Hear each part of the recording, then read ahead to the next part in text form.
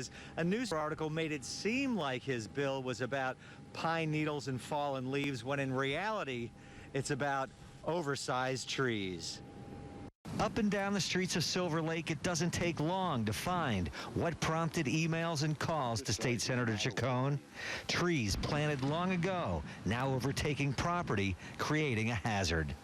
I'm concerned about closing at areas where trees have been left to grow wild and create problems. A state law already on the books requires trees and shrubs be trimmed that overhang sidewalks for safety reasons, and that a tree or shrub hanging over your property from your neighbors can be cut by you at your expense. That's what needs to change, says Chacon. It would require them to either pay for the removal of the tree.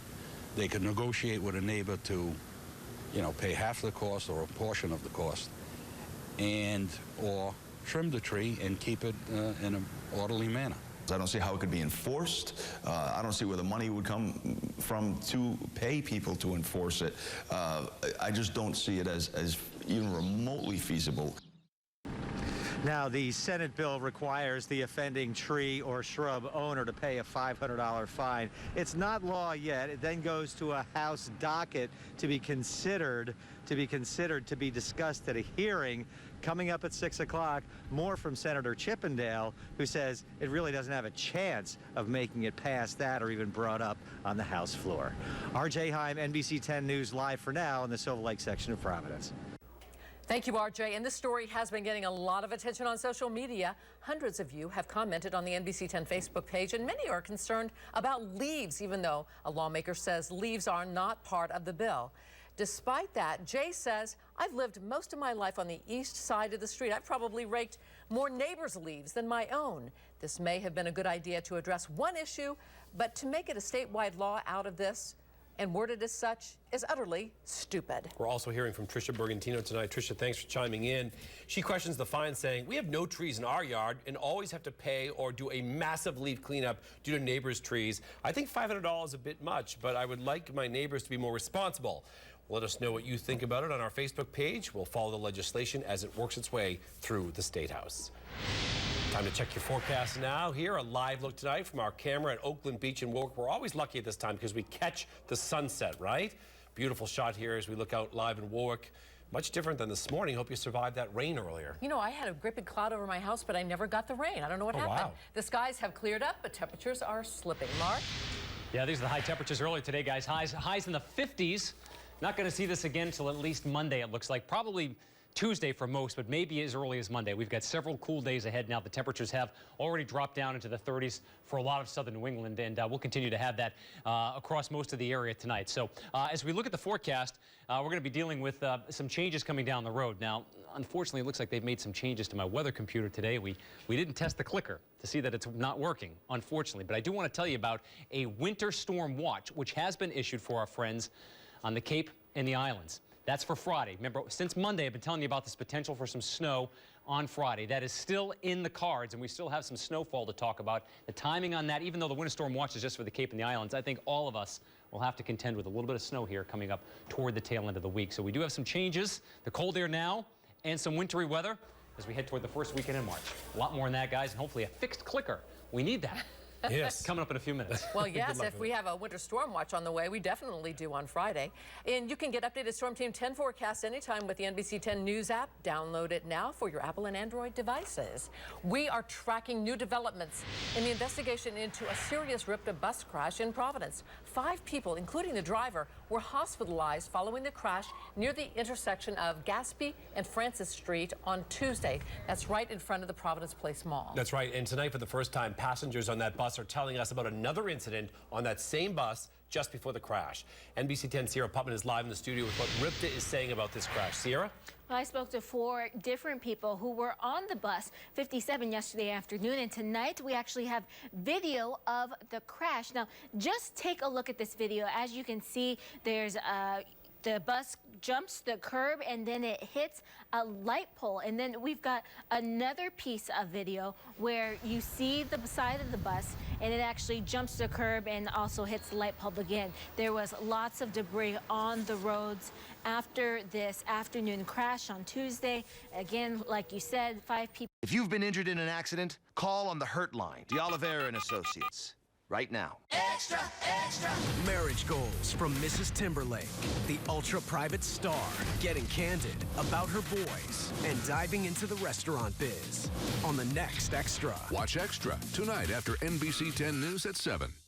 New England winters can change quickly. And NBC 10 Sunrise keeps you on top of those changes with weather and traffic every 10 minutes. Plus, we'll get you up to speed with what's going on in the news. Turn to 10, where every morning begins with sunrise. NBC 10 Sunrise.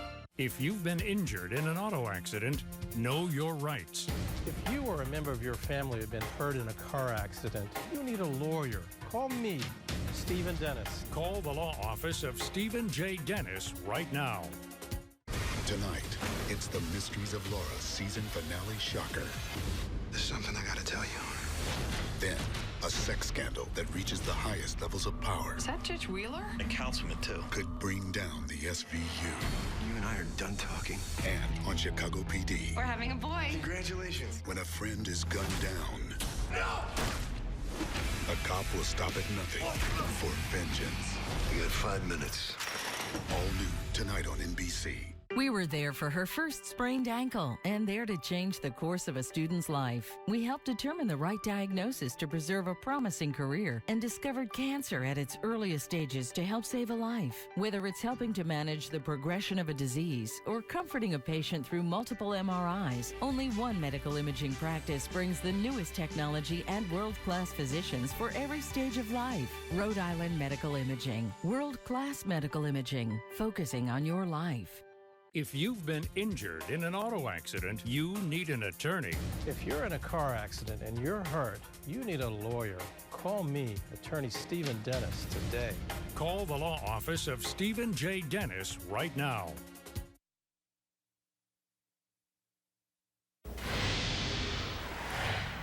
We are tracking new developments in the investigation into a serious RIPTA bus crash in Providence. We apologize, we were having some issues earlier.